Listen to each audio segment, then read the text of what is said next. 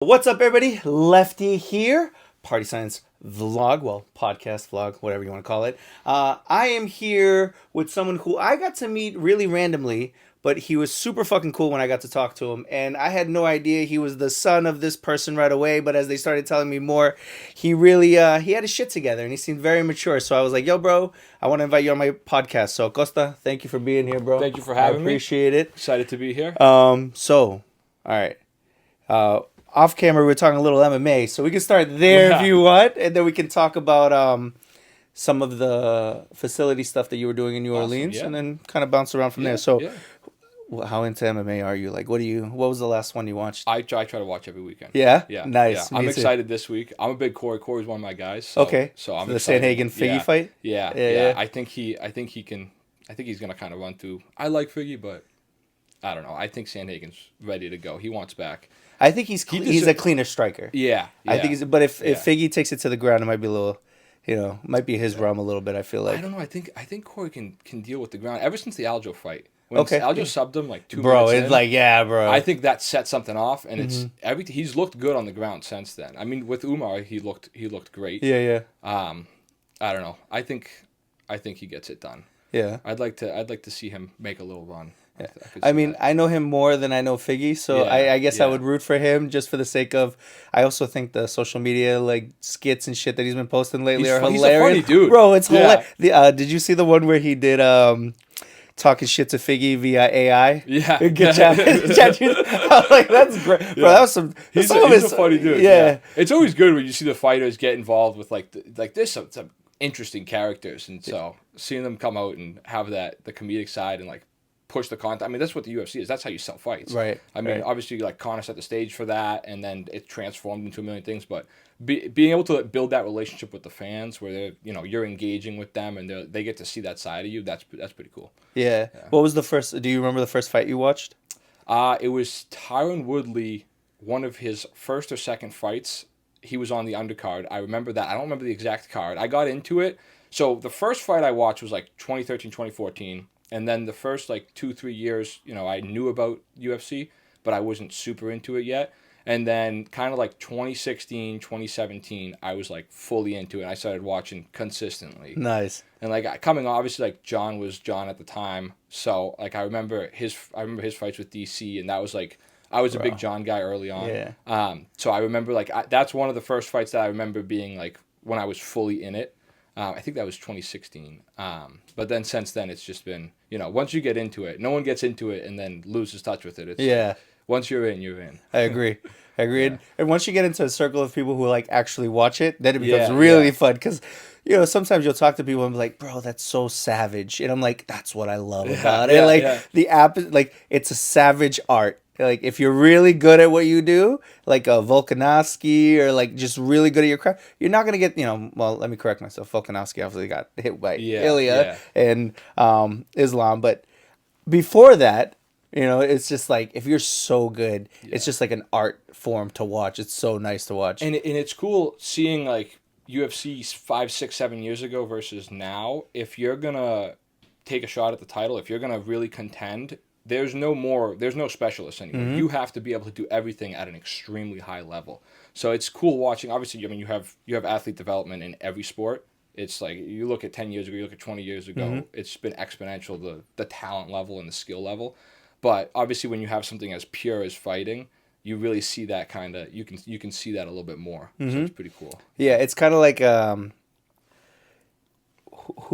for me, it's like watching Alex Pereira right now. Seeing how his wrestling is developing because he's such a sick striker. Yeah. So like watching the fight with who did he just fight right now? The Russian dude that he won the belt off Alex.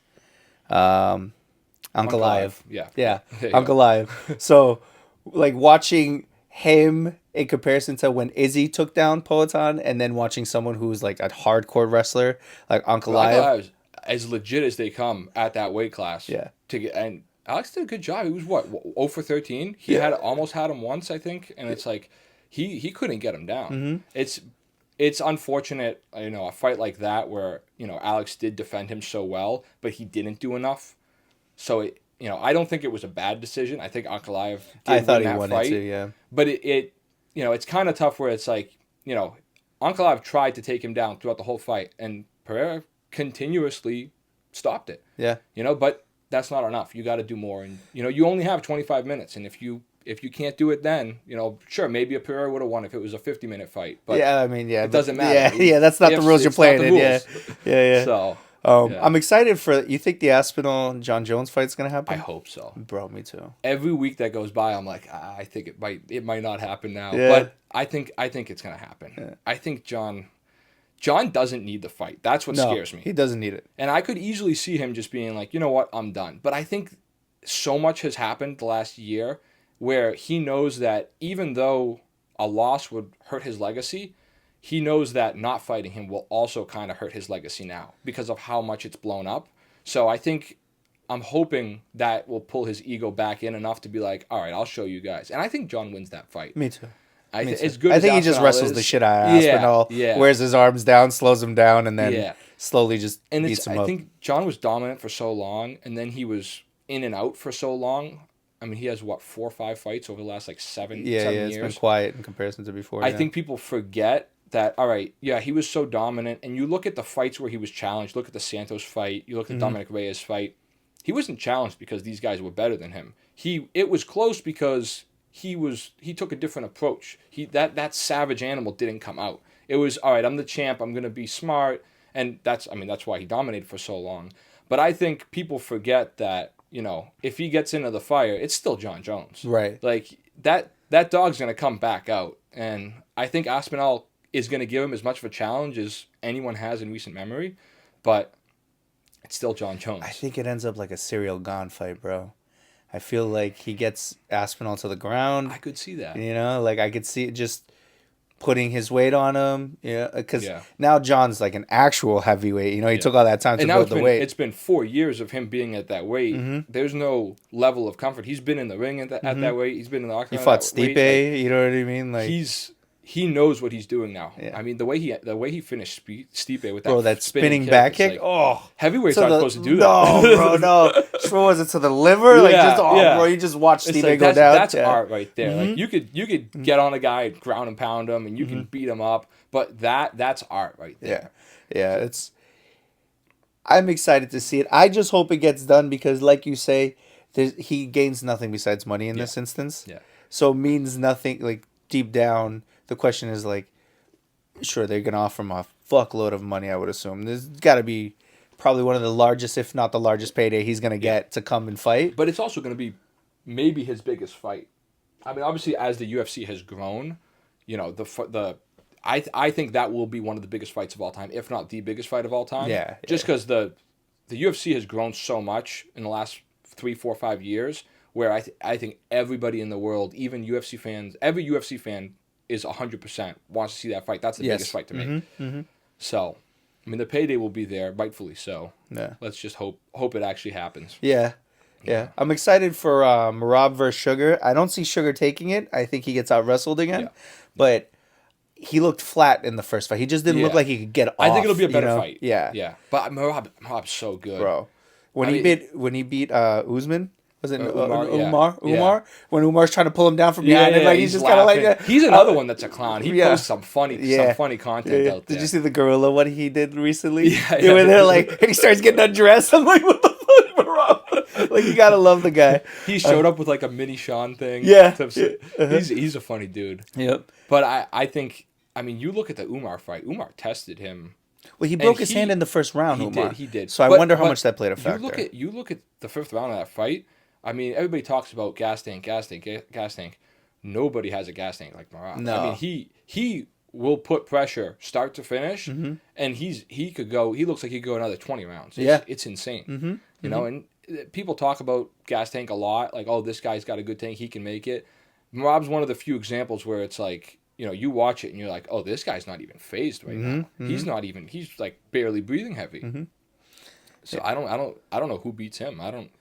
Yeah, it's gonna be interesting to see. I don't think, not that I don't like Sugar. I think he's great for the sport. I think he's amazing for what he's done in terms of like the personality, the attention, all that stuff that he brings.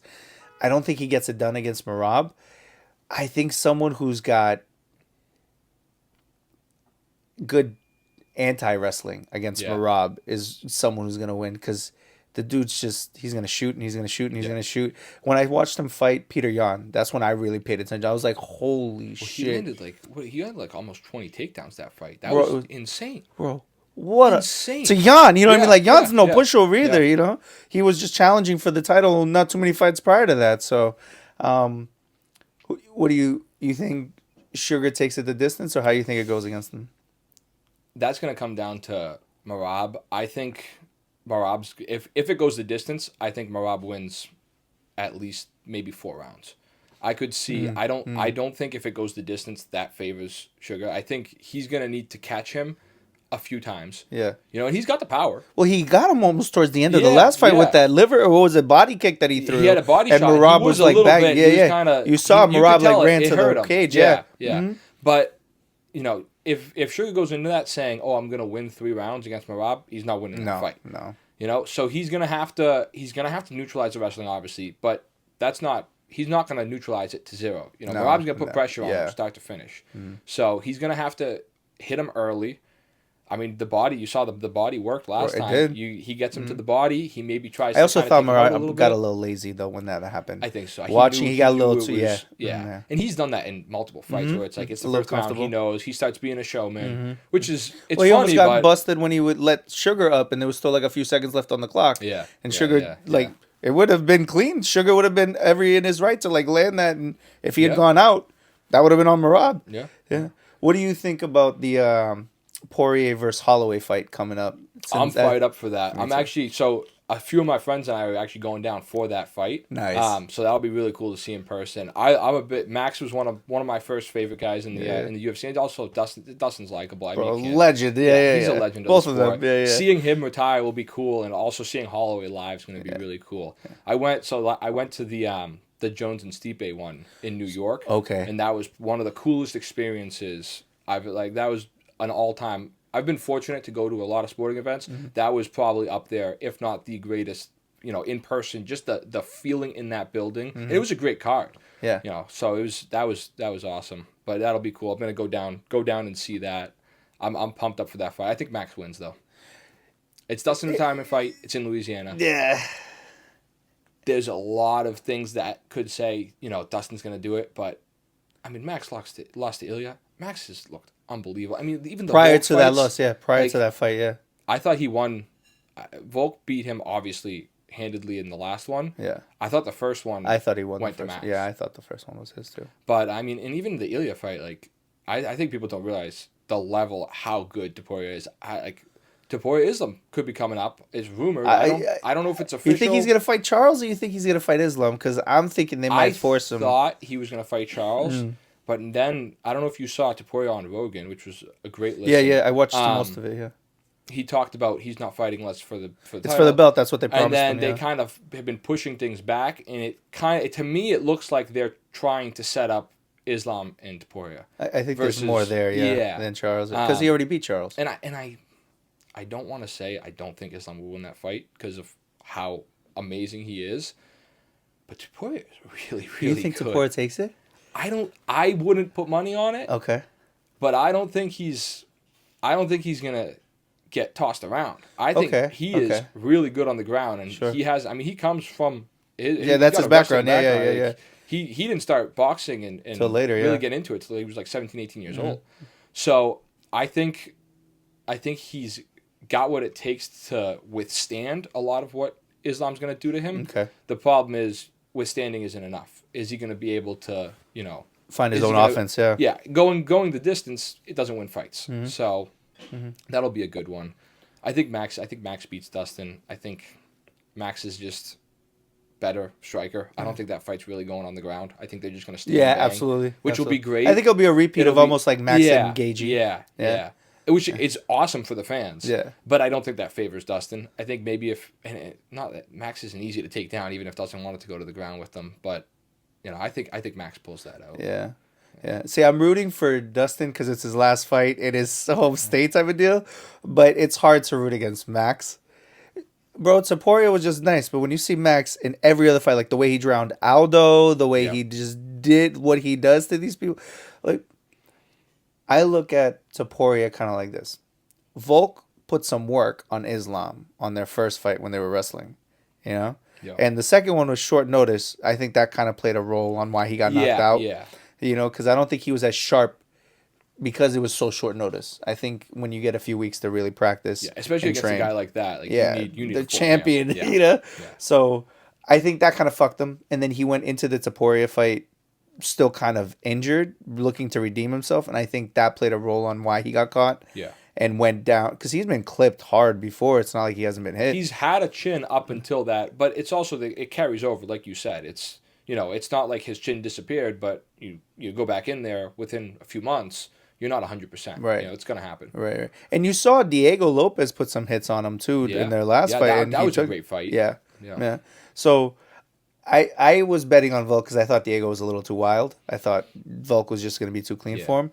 But when you look at Topuria, because he's knocked out Volk, he's knocked out Max, it's hard to root against him against Islam because Volk did what he did to Islam in the first fight when he had proper training. Yeah. So when you say, like, I could see Topuria really giving him, like, a fight, I'm like, all right. I want Islam to win because I think I'm just that type of like fan from that era of like the Khabib era and like all that. And I Russian love guys. Islam. I can't really root against either of them, but I think Topuria is going to be a bigger problem for him than a lot of people think. Yeah, he's got cleaner. You think he's got cleaner striking than Oliveira? Yeah. Yeah. Yeah. 100%. I think Topuria has arguably some of the cleanest striking in the UFC. I mean, you look at his fight with Max. Obviously, he caught Max. Max is. He's never been knocked down prior to that. Never been knocked down prior to that. Yeah. One of the best strikers in that division's history. And you look at what Topuria was able to do with him, and you look at what he did to Volk, and you look. I mean, his resume speaks for himself. It speaks for itself. I mean, the way he's knocked guys down, the way he's just pieced guys up, the combos. I mean, it's hard to argue. I think he definitely has clean. It's not a knock on Charles. Charles is great. Charles, but he's a submission artist more than I think he will give Islam a whole lot more trouble than anyone Islam's faced. Okay. The argument against him giving him trouble is, he's moving up. He's not going to be big enough. Yeah. Islam's big for 155. Because he's coming down. He's coming. He's probably going to be 180 going into the. Yeah. Going and he into probably the walks fight. around at like 2 normally. I would assume somewhere in that range. Yeah. So the argument against Topuria giving him a hard time is going to be, Islam's just bigger and stronger. Yeah. But you look at Topuria's background, and that's what the cool thing about this fight is. We haven't. We know where the background he comes. I mean, you look at what he did. He dominated Bryce Mitchell, who is good on the ground. Bro. Especially at that point. That was before he got knocked Bryce out. Yeah. But he dominated him. There's not a huge sample size. So it'll be interesting to see how Topuria deals with that type of pressure and that type of weight. Yeah. And we'll see how good he is. Yeah. I think he definitely has the cleaner striking between Islam and him. Yeah. So if he can keep Islam off of him long enough to get some strikes off, I think it's a dangerous night for Islam. I still think he takes it, just because that wrestling, man, is just hard to root against it. No matter how good of a striker someone is, I'm always like when Khabib and Conor fought, I wanted Conor to win, but I knew if Khabib got his hands on him, it's just tough to get back up. Yeah. Once he got you in that leg lock and like he's got you up against the cage and he's just. So I wonder if that's what happens to Topuria at all. It's just gonna be a long night of dragging him to the ground, and I don't know how much striking Islam gets off, but enough control I think to take it. Yeah, we're gonna find out. It'll be cool. Yeah. Now, do you have any fighters that you're looking forward to fighting that we didn't mention just now? Like, those are all the big ones right now. I'm looking on the horizon. The Sandhagen fight was one that's been on my radar for a while. I like Sandhagen a lot. Max is another one of my top guys, and then obviously the big fights. I mean, Topuria is that I think of all the fights other than Jones Aspinall, that's the biggest fight in the sport right now. Not just from a selling standpoint, a marketing standpoint, but from just a pure, that you're looking at two guys that are absolutely as good as it gets, and whoever, I think that's the 2 pound for pound best guys right now. So that's pretty. That'll be the top one coming up, I think. Yeah. And I think they were trying to get it either June or July. Or July is going to be. I heard International Fight Week, but I'm not sure how true that. Yeah. But that's soon. Yeah. It's so they already got to be in training camp if it's like that. And I feel like they would have wanted to announce that a little bit earlier if Yeah. that is what they're going for. So I could see it being pushed to maybe August. But Yeah, like a later in the year I type. don't think, I could be wrong, but I don't think, other than Holloway Poirier in July, I don't think anything else is scheduled past then. Yeah, nothing big enough that I've really for title fights. The only thing that I've seen that I'm interested to seeing is if Amanda Nunes comes back, depending on if Kayla, because I think she wants Kayla Harrison. Yeah, yeah. So I'm thinking if Kayla Harrison wins, I don't think that'll end well for for Kayla. Nunes. Really, Yeah. you think Kayla takes it? Yeah, Really? yeah. I think Amanda's just past that point. I mean, how old is she now? You got to be mid-30s, 35, something like that. 36? Yeah. Like, I don't know. I don't like the fact that she took time away from the game. I think that always sometimes it helps, but Yes. usually it doesn't. like a John Jones situation. Yeah, Not bad. yeah. You know, it allows him to put some new tools in his arsenal, so like people don't know what they're fighting against. But it's not easy, and ring rust isn't real, but you know it does impact. It kind of is. You saw it with Connor. Yeah, You saw it with Connor. It depends on the person. You know, people who say ring rust isn't real. You know, some people come back and you know they're Just fine. continuous savages. Yeah, But you know, it's tough. It's tough to. It's such a commitment as a sport where if you're taking time off, you know, you have to go back into that savage mindset. You're going back into war, and that's a hard thing to come back to. And to be the same. Yeah. Especially when you've made money. Yeah. You know, like when you've made money and you're sleeping well, And that was the problem with Connor. Yeah. He's a made man. He doesn't need any of this. No. So what's going to motivate him? You got to be motivated. Something. And to come back and fight Chandler, you know, after Chandler's lost. Yeah. So many. It's kind of like I don't see anything to come out of it besides money for him. And at this point, the dude doesn't seem like he needs it. There's no point. Yeah. Now going to this New Orleans is where you went for the. Yeah. So tell me a little bit about that. Like, well, I know what you do, but just for the sake of people who are gonna watch, why don't you let them know a little bit about like the sports complex and then kind of where we met and a little bit of what you do and then how you ended up at the trip for the conference. So we run a sports complex in Danvers. It's about 40,000 square foot complex. We have fields, 200 by 100 field that we rent out various sports. We have batting cages in there. And we actually met, obviously, at the Founding Fathers. Chris Cuso put together a great event, and we were able to get introduced there. So I'll talk a little bit more about Founding Fathers after. I'll stick with the sports complex for now. So we actually went down. It's called U.S. Indoor, and they hold an event once a year. It's like a little trade show type conference, and it's for indoor sports facilities all across the country. So this is our third year we went down. The first one was in Vegas. The second one was in Tampa, and then this one was in New Orleans. So we went down. It's like a 3 day thing, and you know that I think that's one of the biggest things that we started doing. We took the first year. One of the biggest takeaways was EOS. I don't know if you're familiar with EOS. It's Entrepreneurial Operating System. Okay. It's a lot of businesses run on it. It's basically like a platform to run your business on.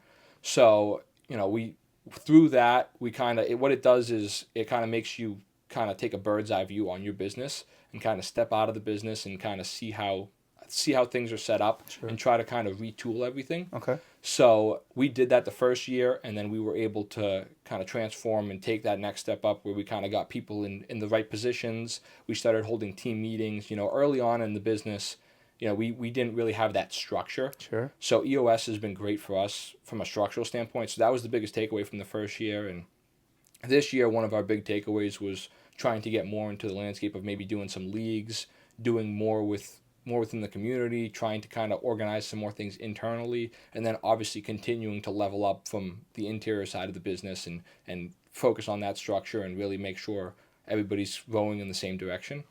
But it's one of those conferences where, like, you know, if you go to anything and you can take away one or two critical pieces of information, then it's worth your time. And it's cool. We went down. You get to see different people. You know, some people have 50 fields and they got 20 restaurants in their area, and you know you look at different markets and what works. You know, what works in Seattle doesn't work in Texas. What works in Florida doesn't work in Boston. So it's cool to see the different perspectives, and you know, it's a good community too. So some people that we've seen, you know, in the years past. So it was good to get down there and, you know, enjoy a little bit, work hard, play hard. So, you know, it was a good experience, some good takeaways from that for sure. What is it like working for the family business? Like because I don't think people really understand how big 40,000 square feet Yeah. is. So when you say it in hindsight, I don't think a lot of people know that measurement. So this place is fucking massive. All right, like as you pull up, you see it from afar. You know Yeah. it's Yeah, we got a coming. perfect spot. You see the big red roof right Bro, from Route 1. bro, The it's best marketing ever, when we put that red roof in, it was like, oh, this is perfect. Everybody knows the red roof. yeah. It's so what is it like being a part of that business for you? Like how does it feel? And what do you take like what do you think you've taken away from it all? Yeah, well, going back to the family. So I'll tell a little bit about myself. So I went off to, I graduated high school in 2019. And I went off to Marquette in Milwaukee. I went away for college. I was there for a year and then COVID happens. So I came back. I was like, I'm not going to do classes online. I'm going to go work for a little until this whole thing blows out. No one knew at the time what was going on. Sure, yeah. So I started actually doing sales. I was doing sales for a supply company in Woburn, and we would, that went well for about a year. COVID kind of stretched on, and at that point, I was kind of out of it enough where I was like, you know what, I think I'm gonna stay down this path. During COVID, also the landscape of college, my take on college is, there's certain industries, there's certain fields where a college education is so vital, and you really can't get into it without it. But I think for a lot of aspects of business, I think for a lot of other, industries and a lot of other fields, real experience is what matters. I agree. And college will give you experience, and it'll give you life experience. It'll give you experience in building relationships. It'll give you an experience on, how to operate. You're on your own. You learn a lot of skills, but those are skills that can be replicated in other ways. And I think specifically with business, I was kind of going down that path, and I was like, you know what, I'm gonna kind of just commit to this. And I was doing sales, and everything was going good for about a year and a half. And I kind of came to the realization, I was like, why am I going to sit here and build someone else's company when I'm fortunate enough to have something that's already in my family? If I'm going to put my blood, sweat, and tears in something, I want it to be something that can last for generations. So we opened up, we had originally owned the property that the Sportsplex is on, and we ended up opening up the business in 2018. The previous guy that was renting it kind of, fell behind a little bit, and it was kind of sitting there. We said, you know what, we could do this. So I was a part of that process from the beginning, from opening it up. And thank you, bro. Obviously, I helped manage some of the properties throughout that time. But, then after about a year and a half of doing sales, I was like, you know what, I'm going to go back. And I had been obviously in talks, of, the state of the business. And at that point, we were trying to kind of level it up and build that structure. And so that was probably almost 3 years now that I've gone back into it. And that around the same time, shortly thereafter, we figured out the EOS system that really helped us a lot, and then kind of getting everything on track. But I think one of the biggest things about being a part of, the family business is you do have some advantages. It depends how you use it. I know a lot of people that will work with parents and they'll argue, and it's like things don't work out, and it's tough. There's a strain to it. But I will say, like, one thing that me and my father do, I think as good as anyone, is we're able to have those arguments in a direction that is strictly positive towards the business. So it's like, when you have people that are in positions and you have a yes man, that's not what grows. Not what takes things to the next level. So being able to, our communication has, been a huge asset the last few years, where it's, if he says something, I'll fight him on it just for the purpose of creating that, whatever that decision is, whatever that idea is, to try to mold it, to try to better it. So I think having the communication, and a lot of times you can't do that with a boss or with a regular employer if you're just, you can't give them a hard time. They control your paycheck, yeah. Yeah. And then it's also, there's an aspect of like, oh, are you disrespecting me? But when you have that family business, and this is something that I hope a lot of people that have family businesses kind of do this, and there's some that I've talked to that do, and there's some that don't.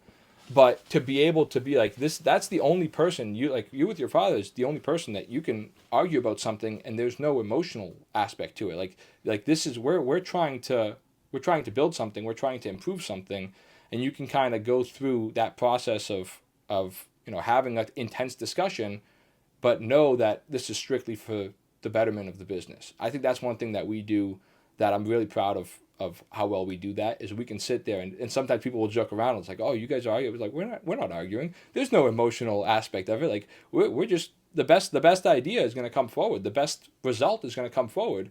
And you need people in your life and we'll, as we get into founding father, that's a huge thing. Having that community, that brotherhood.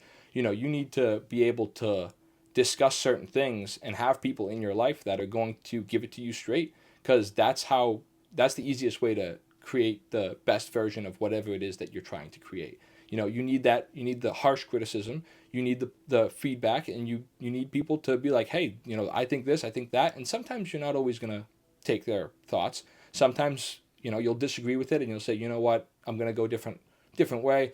But all that feedback, whether it be consciously or subconsciously, it's helping create that idea to mold it into the best way possible. Right. So I'm just going to kind of summarize what I understood. So, what you've gotten to is you've gotten to a point with your dad where now when you two talk, you realize you're both end game is to make the business better. So you realize that you're not arguing with each other for the sake of I dislike you, you dislike me. Yes. It's, hey, we need to flesh this out. And both of us got some ideas. Let's see which one's going to work. We got to go back and forth here. Exactly. And, Yeah. So do you think that came naturally, or how did you get to that point with your dad? It definitely took time. I think it's something that I think where both of us are pretty aware, in the sense that when we're kind of discussing things, if something makes sense, if something doesn't make sense. So I think it's just kind of something that over time, if you're arguing about something, getting upset and being emotional about it doesn't really help your situation. And I think it's just something that both of us are able to take emotions out of things like that. So I think that kind of just set it up where things just kind of worked. Now tell me about sales, because I love sales. That was what I did for a really long time. I knocked door to door. Yeah. I've done a whole bunch of different product sales. What made you choose sales? And when you say you were successful for that year from when you got into it, around the time of COVID and then wrote it out for a year, what did you enjoy, and what about it made you want to continue doing it when you were doing it? Yeah. So originally, I didn't know what I was going to do. I was like, you know what, I'm not going to go back to school. I was kind of trying to figure it out. I'm like, I have no idea what I'm going to do. I knew one of my buddies was working in a warehouse at a supply company. So I was like, you know what, COVID, everybody's buying supplies. I'm going to go try to get a sales job. And I walked in. I was like, hey, I'd like to apply for a sales position. And I didn't know too much about the company. It actually was a small business, so it is interesting. I get to see a little bit the similarities between our business and that business, because it was it was a supply company, but it was a small business. It was one owner. The staff was maybe at that time 2 or 3 people and like 2 or 3 part-time people. So not a huge staff. And he didn't have salespeople. He was just doing the sales himself. So pros and cons with that. It was cool because I was fortunate that he was able to kind of let me run with it. And it was like, all right, we're going to kind of build the sales department. So to put that faith, I was a 19-year-old college dropout at that time. So for him to put that faith into me was really cool. And it allowed me to kind of have that, learn how to manage and learn how to you have to figure it out on your own. That was a huge advantage. But on the negative side, obviously when you're doing sales, when you're new to sales and you're younger, you do kind of need a little bit of direction. So I remember one thing that I laugh about now, being kind of now understanding it a little more, because a lot of what he did, he had a few different suppliers, and we would kind of just source the best prices on certain things, and go from there. But I was like, oh, do we have a catalog? What our prices are? What we're looking at? And he kind of just gave me like 4 or 5 suppliers. He was like, yeah, this usually market value. Try to get like 30% on this. If you can get around 20-30% on this, this is what this sold for. So it was a cool thing at 19 years old to be able to see, like, here's this business. A lot of it is you kind of just you got to figure it out. And it's, it wasn't the best way to probably learn sales, but it did teach me what it didn't allow me to do from a sales perspective. It did teach me from a business perspective. So I think that was a positive takeaway from that. That freedom to kind of like, you have to figure it out. And it's, if you can sell something for a good profit, you're going to make more money off of it. And if not, you're not going to make that much off of it. So I'm definitely grateful for that freedom that he gave me with that. And, it was going all right for a year. And I liked the interaction. I liked the interaction with the customers, cold calling. It was fun, especially during that time. Everybody needed. It was an easy thing to sell. You're selling supplies, COVID supplies during COVID. You don't have to look far. People need what you're selling. So that definitely made it easier. I like the cold call. I like the interaction with the customers. I like talking to people. I like kind of trying to work angles and stuff. The actual selling aspect is always fun. Because you do genuinely want to. It's a need that they have, so you want to help them out. So you do get to, a cool aspect of it is that you do get to give them something that is a genuine need for them, and I think that process, it's an enjoyable process. I don't know if I would ever go back to like a straight sales job like that, but everything is sales. When you're selling yourself, when you're talking to someone, you're selling yourself. You're selling ideas. You're selling concept. When you're having a meeting with your team, you're selling a plan, an idea. Everything at the end of the day is sales. So I think that the art of that aspect of sales to me is what made it exciting. All right. Well, I got two sales questions for you. So tell me about your first sale. And then where do you think, like, was there material you used to help you with sales as you were there for a year? So, yeah, first sale, Yeah. and then what material you like that So helped you kind of. first sale was it was so right down the street there was a hotel, right around the block. So I was doing some cold calling. I was like, I'm gonna get in my car. I'm gonna drive around and just like try to go to some places. And there was a hotel there. It wasn't a huge sale, but I walked into the hotel, and I remember kind of just going in. I was like, oh, I'd like to speak with someone about this. Just kind of trying to not come off. Also 19, no sales experience really. So like just trying to come off as like I'm not trying to be a salesman, but I am. And it's funny looking back on that and being like, oh, I didn't know what I was doing. I was just a young kid, just like trying to figure it out. But I was able to. They bought probably like $200 worth of supplies. It was stuff that they needed, some cleaning supplies, some wipes, some disinfectant wipes. So that kind of was the first thing where I was like, oh, this is cool. That was the first. It was a small one. I worked with we worked with a lot of schools in the area, and we worked with a different like public works, stuff like that. People that had government funding that needed the supplies was kind of where we targeted. But that was me early on, just like I want to go get someone. I want to I want to make a sale. Right. So I'll never forget that walking in there and sitting down and trying to explain what we offer. And I was fortunate that we were pretty competitive on everything. So obviously when you have competitive prices and you have the market demands what you are selling, it makes it a little bit easier to get those sales. Yeah. And then I'm sorry, what was the second part Marketing of the question? material that you use to help improve your sales, So or any type of material, I guess. I'll answer this in two parts. Obviously, with that company, there wasn't a ton of marketing that went on. There was no social media presence. There wasn't really much that we did. As I kind of went, I kind of tried to make my own stuff that's easier for the customer, whether it be flyers. Try to show them certain things. Try to work on that marketing side, and then also just the repetition of emails, hitting them from multiple angles. But with that company, there wasn't a ton. But I will say in our business, so one thing that we never really took advantage of was the marketing. And obviously, Sports Complex is not as much sales. It's more. You're selling your product, the field, the time, but it's not so much of a direct product sale. So kind of just trying to create that brand.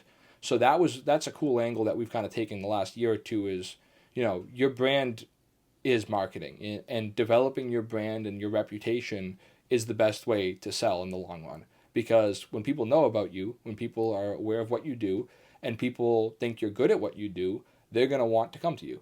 And so just kind of learning how to leverage that and try to be a presence in the community, at least with something like a sports complex where you have a lot of kids coming. People are bringing their kids there, they're bringing their families there. people want to bring their teams there. We try to do stuff with little leagues. Like we partner with little leagues. We'll do sponsorships. They'll put a banner up for us, and we give their team some free time. So stuff like that, just to increase that brand presence. So that's from a sales perspective. That's kind of, it's a little bit different, the marketing, when you don't have a physical product. But that's probably one of the biggest takeaways that I've had, at least in the last year or two. Right. Yeah. Now, what's your focus for 2025 when it comes to the complex? Like, what do you think is a good goal that you're trying to achieve for it?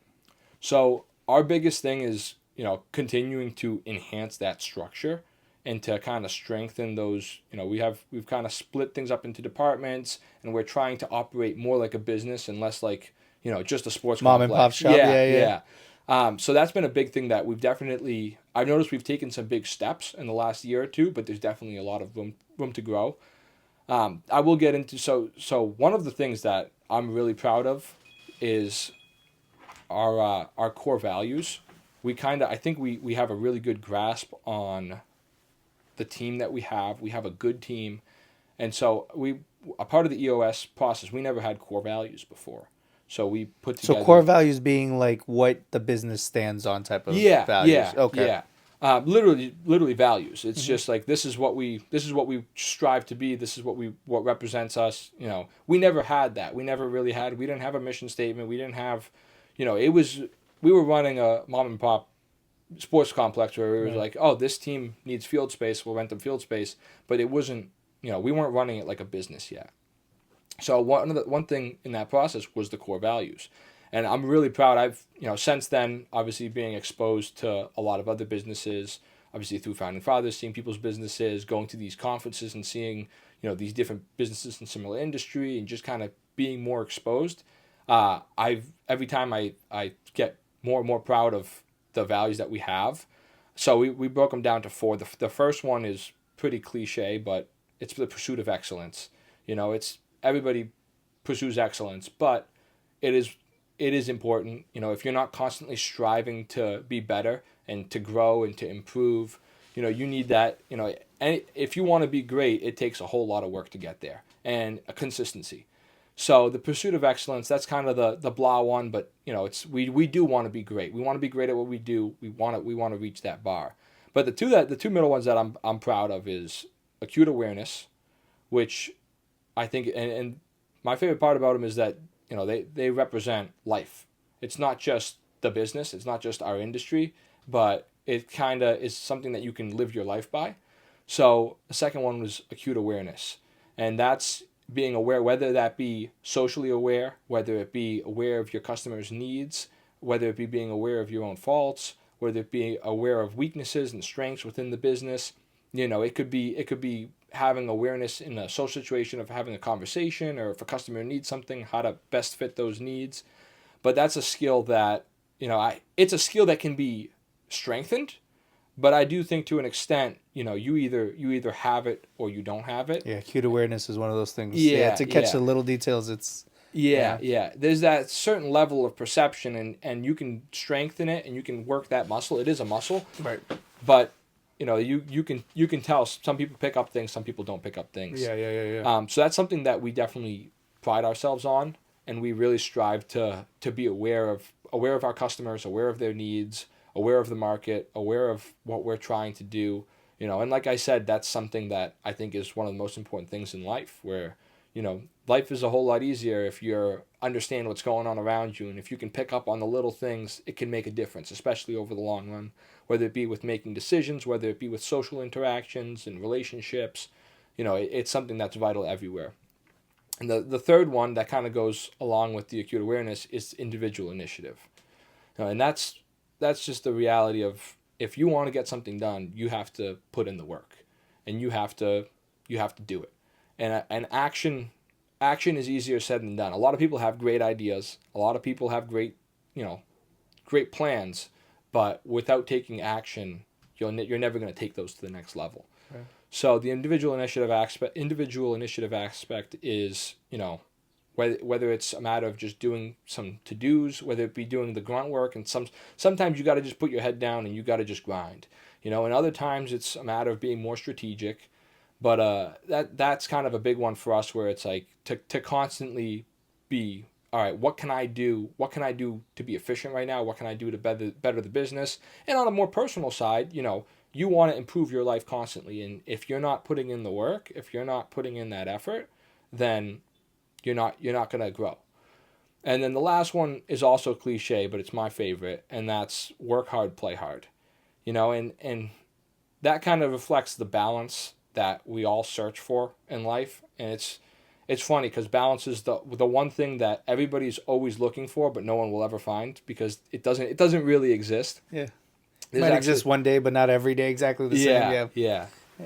But there's a cool quote to actually, if you don't mind, came prepared with with this. A master in the art of living draws no sharp distinction between his work and his play, his labor and his leisure, his mind and his body.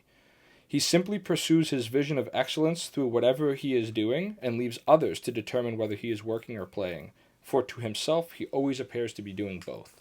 So that's something that when we were creating these core values, I forget the first time I was exposed to that, but that's something that stuck with me where it's, and that's not just from a business perspective, but from a life perspective.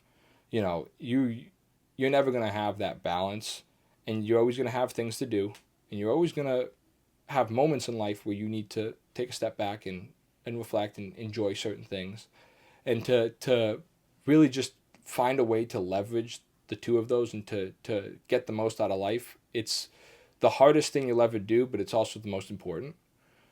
So it's cool to see, as I've gotten older, you start to appreciate certain things differently, and you start to kind of prioritize things a little differently. So it's a never-ending game that we all play, and there's no right answer, there's no solution to it, but you're constantly just trying to figure out, what am I going to put? I only have so much time and energy. What am I going to put it towards? Right. No, I've heard something similar, but not said like that. I really like that in terms of if you can get so good, but love what you do so much that when people look at you, they can't decide if you're working or playing. And that's the dream of everybody, right? Like to enjoy it so much. I've heard it something similar where it's like, if you love what you do, you won't feel like you're working a day in your life. Yeah. It's cliche, right? Like I get it. So it's strive for excellence, acute awareness, individual initiative, and then work hard, play hard. Yeah. So four values. The first and the fourth are kind of just cliche but important, and they're meaningful. And then the two middle ones are really, I think, what separate us. We really try to, be aware and really put in the work. Right. Yeah. Now, when you sit back and you look at everything, you see the EOS taking, I think something that you said when it came to the EOS and going away on that first trip and then coming back is you said you stepped out of your business and looked at it. And do you think that was what kind of opened your eyes to what needed to get done, is being like stepping out and like looking at it that way? Or what do you think made EOS so like, whoa, like this is what we need? Like what was it that really stood out about it? Yeah. So for us specifically, it was the structure. We were too loose with everything. We didn't have team meetings. We maybe once a year we would have a team meeting. So now we have weekly meetings every Mondays. We have a team meeting. So that was the biggest thing. Is just getting everybody on the same page, roles, being explicit with roles, and having people know what's expected of them. One of the good takeaways from this past conference, someone talked about, if you have low expectations, you're going to get low quality results. And people will perform up to the standard that you set for them. So, for us, it was, if we're not organized and we're not set up to succeed, then why would we expect anybody within our business to try to pursue for that if we're not even set up for it? So that stepping out, and that's something that everybody struggles with. It's easy when you're in the day-to-day, when you're kind of going through the motions. It's easy to not think about the big picture and to just focus on one task. And you can get caught up. You go day to day. You blink. A few months go by, a few years go by. It's an easy way to get trapped. Mm-hmm. So being able to take that step back and to kind of whether it be with the business, whether it be with certain things in life, whatever it might be, being able to take, and I say that now, I don't do a good job of that. I think we're all there, bro. I think we all do that. Everybody's got their problems with trying to figure out that. But that's the beauty of it, though. That's the fun in it, where there's no right way. What works for me doesn't work for you. What works for you might not work for someone else. But taking that extra moment to really try to look at things from kind of a bird's eye view, and taking emotion out of it, taking yourself out of it, and having those tough discussions, having those critical conversations, I think the only thing that could possibly do is strengthen whatever it is that you're trying to build. Right, yeah.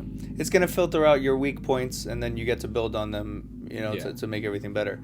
See, I love what you guys do, because my very first viral clip, I have a clip that had 6 million views, and it was a kickball event that I did. All like shits and giggles, bro. So I got this gig because I was trying to get a DJ gig at the guy who ran the league. I was like, yo, man, I'll come do some kickball shit for you. Just like let me DJ for you. And I get there, and I was just basically the umpire behind the plate, and I was recording the kickball game. And bro, I was just like, I never paid attention to what I was, I'm paying attention to the game. But these clips all of a sudden start doing like a few thousand. And then all of a sudden I post one where the guy kicks it.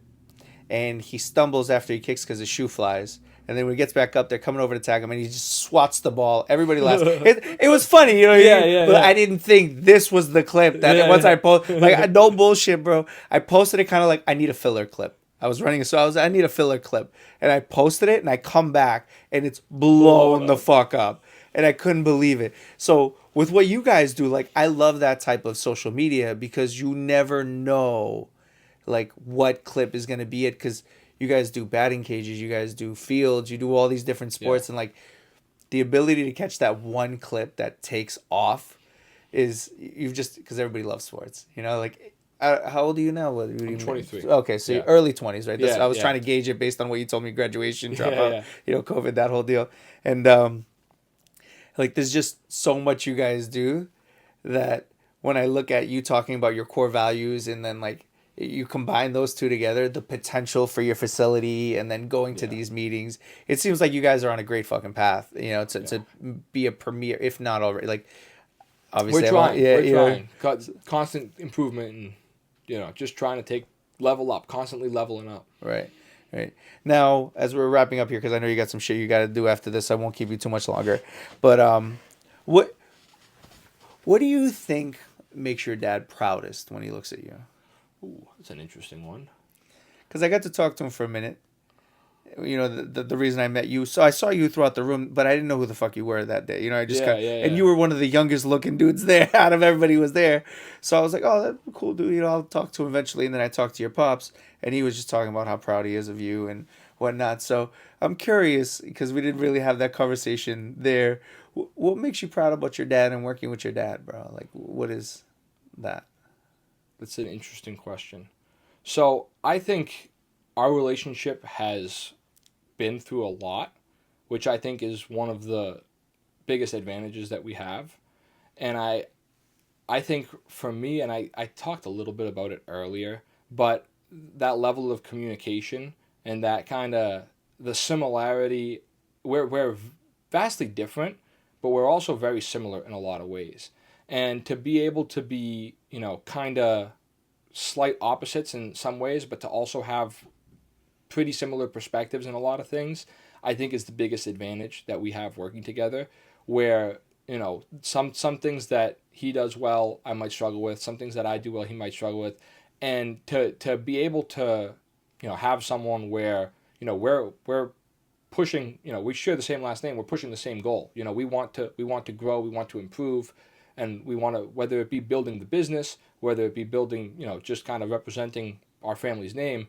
I think the coolest aspect is being able to have that communication and have that perspective where, and I'm fortunate the way I was raised.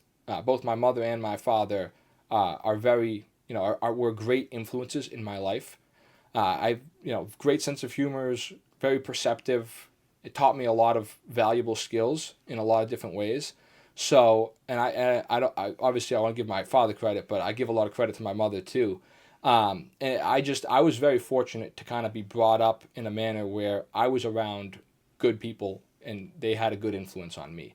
And a lot of it, whether it be with my father, going at a young age and kind of going to different meetings and kind of just being there and just sitting there, not being 12, 13, 14 years old. So I'm not going to participate, I'm not going to say anything, but watching those interactions, I think that's a huge part of it. Just being able to be kind of in the room and to be exposed to that at a young age, I think that was a huge aspect. And with my both my parents, just being able to be exposed to the right perspective and to really be around people that get it. And that was for me the biggest thing growing up. So when I look at my relationship specifically with my father, I think our ability to work together in positive and negative ways, but to make sure even the negative ways are positive, I think that's one of our biggest strengths. And I think the perspective, you're constantly trying to improve. You're constantly, there's a million things. You ask anybody, things they would change, flaws, things that they wish about themselves that they were better at, things that you could do. You have a million of them. But if you can constantly wake up every morning and be like, you know what, I'm going to try to be better today. And you can go into the day and you can stand by your actions and you can say, you know what, I'm gonna do this because it's the right thing to do, because it's the smart move. And when you make the wrong move, you can say, you know what, that was the wrong move. This is how I'm gonna improve from that. This is how I'm gonna grow from that. Being able to have that consistency of thought, I think is the biggest thing. So to just kind of, even when you mess up, even when you don't do something right, to constantly be trying to leverage that for how can you improve, both for yourself, whether it be for the business, whether it be for your family, whatever it might be, but to have that perspective. Right. Yeah. So from being in the room to growing up and experiencing it and then seeing the circle that you were in really utilize bringing each other up has played a huge role in that aspect. Yeah. Okay. Now here as we wrap up, I usually have two questions that I particularly like to ask. Now, you're a little younger than most of the guests that I've had so far, so I still like to ask the question because I'm always curious what people are going to say. So here's my last two questions to you. If you had to rewind the clock, go back to the very beginning of deciding what you were going to do when you were deciding college, COVID, all those moments, and you've learned all these lessons up until now from that moment. Out of all those lessons, you can only take one lesson with you. Go back to the very beginning of when you're choosing what you're going to do and start all over again. What's the lesson you're taking with you? I think the simplest yet most crucial thought process that I would want when I was back then, and it's funny because it's one of the things that people will always, one of the biggest things that I got when I was that age is people telling you, don't worry, you have time, you're young. And maybe I should have listened to them sometimes, but I still kind of think, I gotta go. I would say the biggest thing that I would say if I was talking to my younger self is just do it. Things are going to be fine. Just whatever it is, take the action. Obviously, that comes with, you don't want to do things things need to be calculated. You don't want to, whether it be deciding something with school, whether it be deciding to start a business, whether it be deciding to move somewhere, you don't want to do anything without properly thinking it through and making sure it's the right move. But there's always going to be reasons not to do things. Whatever it is that you're trying to pursue, the circumstances will never be perfect. There's always going to be problems that come up. There's always going to be flaws in the plan. But sometimes you have to just take action and have faith that things are gonna be all right. Once you take that first step, the five or six biggest things that you were worried about before that first step aren't even going to be on your mind, and you're going to have 5 new problems that came up. And then you take the next step, and it's going to be 5 new problems that came up. So I think the biggest thing is just, whether it be you want to pursue something, if you have a dream, if you want to, if you're planning on starting a business, just do it. Take action, because everybody has ideas, everybody has dreams, everybody has plans, but unless you do something about it, unless you take action on it, nothing will ever come of it. And if you wait for the perfect situation, you wait for the perfect circumstance, it might never come. Right, right. I think that's probably why your mind is always thinking, I need to do the next thing, is because taking the Yeah. action. Yeah. All right. And then something I like to wrap up with, and I'll try to explain it the best way I can because it's not a hard question. I just think sometimes I fuck up when I say it. So yeah, I'll try to keep it as well as I can say it as well as I can. If future you was coming back to talk to you right now, what advice would he give you to get to where you're trying to be? That's an interesting. I like that question a lot because it kind of flips the perspective. It's funny because this is one thing that people would always tell me when I was younger, and they tell me now, and I sometimes don't listen. The whole like you're young, slow down. You don't have to hurry. But ironically enough, I think if future me came back, I'd probably tell myself the same thing. I would say, you can, take it, enjoy a little bit. You don't have to grow up so fast. You don't have to kind of, my mom used to joke around when I was younger. I would be like 12 years old. She'd be like, yeah, I'm usually 12 going on 30. Um, so it's, and some of it's human nature, but I think taking the time, enjoying the moment is important. And you don't want to, this goes back to work hard, play hard. You have to work hard, you have to grind, you have to put in the work. Without the work, you're never going to get to that next step, whatever it is you're trying to do. But at the end of the day, everyone's playing this game of life for the first time. And people will give you advice, and people will tell you, I think you should do this, I think you should do that. If future me comes back, he'll have advice for me, and if I went back to my younger self, I'd have advice for him. But the reality is, everybody is living life for the first time from their own perspective. So what you might have, you might have plenty of experience, and you might have knowledge that's great and insightful, and someone else, someone might be 60 with 60 years of experience, or someone's 30 with they have 30 years of experience. But at the end of the day, nobody has a single day of experience as yourself. So I think you do have to kind of just trust your gut a lot of times. And if someone gives you bad advice, it's still worth considering because, maybe you'll take something out of that. It doesn't mean you have to listen to them, but you should really try to take in all advice that you possibly can. But at the end of the day, I would say trust your gut. If future me came back, he would say, you know what, do trust your gut. Do what you feel is right because this is your life, and one day you're going to be 30, one day you're going to be 40, one day you're going to be 50, and you don't want to look back and say, "Oh, why did I listen to so and so? Why did I do this? Why did I do that?" If you make a decision and you go down a path and it doesn't work out, guess what? You can adapt. You have to adapt. You're gonna need to adapt no matter what, but at least you can look back and say, you know what, I did things my way. Right. Right. All right, Costa. So for anybody who's watching here, what social media handles do they find you at? How do they follow you in your journey that you're taking now? How do Yeah. they So if you go on Instagram, Costas Yiakas, first name, last name, nothing else to it. If you want to follow New England Premier Sportsplex, we're on social media too. We're on Instagram. So if you guys want to reach out, do those. Greatly appreciated. It's been a pleasure. Thank you for having me here today. This was awesome. This was a great conversation. I didn't know what to expect coming into Yeah, it. me But neither, I had bro. a lot. Yeah, I yeah. had a lot of fun. Yeah, me too, man. It flew by. I was nervous because I was like, I talked to him for a minute, but I don't know what the fuck we're gonna talk about. Yeah. And then you came in and said UFC. I was like, oh, this is gonna be an easy one. This is gonna be good. This is gonna be good. But all right, everybody. Costa, I'll put all his social media stuff on here so you guys can find him. Other than that, peace. See you guys. Thank Thank you, man. That was a lot of fun. Thank you. That was awesome.